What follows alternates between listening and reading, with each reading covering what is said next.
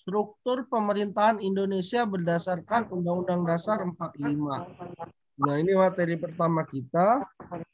Yang pertama harus kita pahami dalam materi legal drafting ini, kita juga harus mengingat apa itu demokrasi.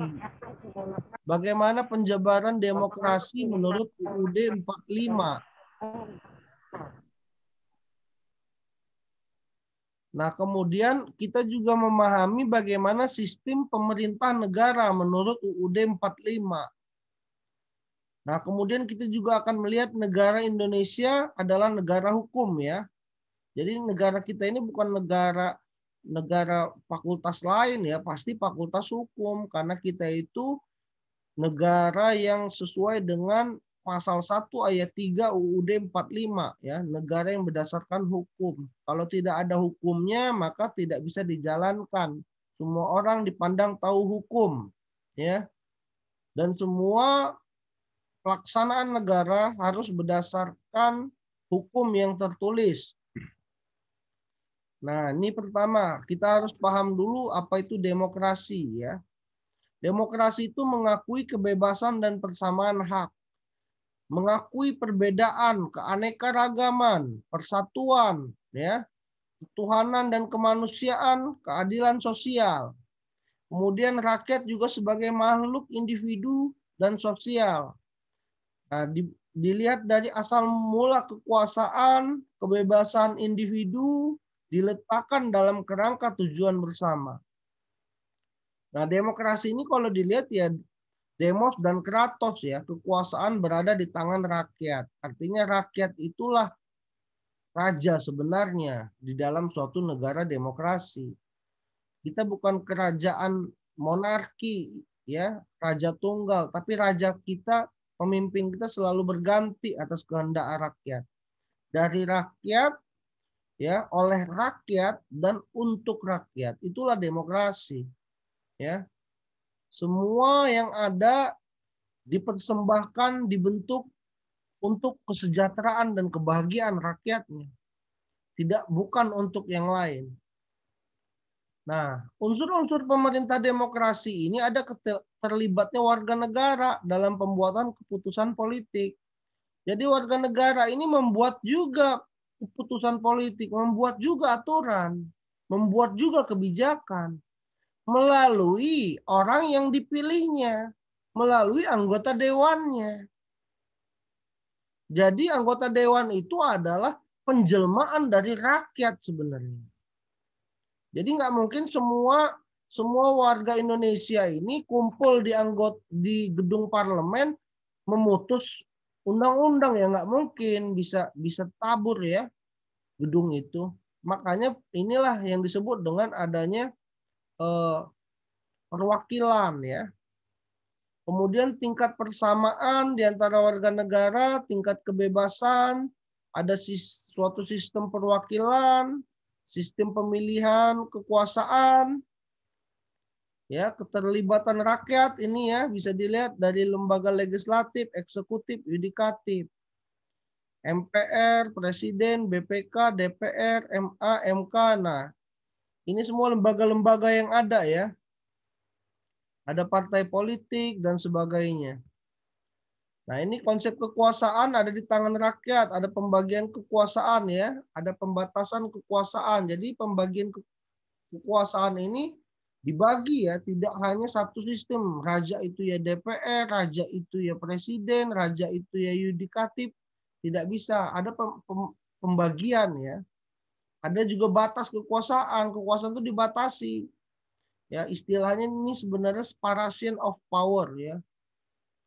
Kalau pembagian ini distribution of power, pembagian kekuasaan ya. Kekuasaan pusat ke daerah, batas kekuasaan, tidak semua kekuasaan itu tunggal. Ada konsep pembagian keputusan, konsep pengawasan, dan konsep partisipasi. Nah, ini yang ada di dalam negara Indonesia ya. Jadi benar-benar Indonesia itu memiliki peran lembaga-lembaga yang sudah dibagikan kekuasaannya ya. Jadi tidak mutlak di satu kekuasaan. Seperti zaman dulu raja itu satu kekuasaannya ya. Dia yang buat keputusan, dia juga yang buat aturan, dia juga jadi hakimnya. Nah, ini masalah terkait dengan UUD 45 ya. Kalau anak HTN sudah paham ini ya. Kemudian pembagian kekuasaan eksekutif, legislatif ya. Ada inspektif. Inspektif ini yang memeriksa ya, kekuasaan memeriksa itu BPK. Kemudian kekuasaan yudikatif mengadili, kekuasaan konsultatif itu sekarang DPA ditiadakan ya, penasihat presiden. Ada pembatasan kekuasaan, ya bisa dilihat ini pemilu untuk MPR dan DPR. DPR punya fungsi. Nah, konsep pembagian keputusan, ada putusan MPR ya. Kemudian ada konsep pengawasan ya. Kedaulatan di tangan rakyat. MPR itu adalah DPR ditambah DPD. DPR dapat mengawasi kinerja presiden. BPK mengawasi penggunaan keuangan negara. Dan rakyat dapat melakukan pengawasan melalui lembaga infrastruktur. Nah, ini juga konsep partisipasi. Semua rakyat itu sama kedudukannya di hukum ya. Equality before the law. Kemerdekaan itu berserikat, berkumpul, dijamin ya. Pasal 28. Kemudian tiap warga negara berhak wajib ikut serta dalam membela negara. Ini 7 kunci sistem pemerintahan Indonesia ya. Negara hukum, sistem konstitusi, kekuasaan tertinggi di tangan rakyat ya, bukan presiden ya, di tangan rakyat. Presiden itu hanya penyelenggara pemerintah yang dipilih oleh rakyat ya.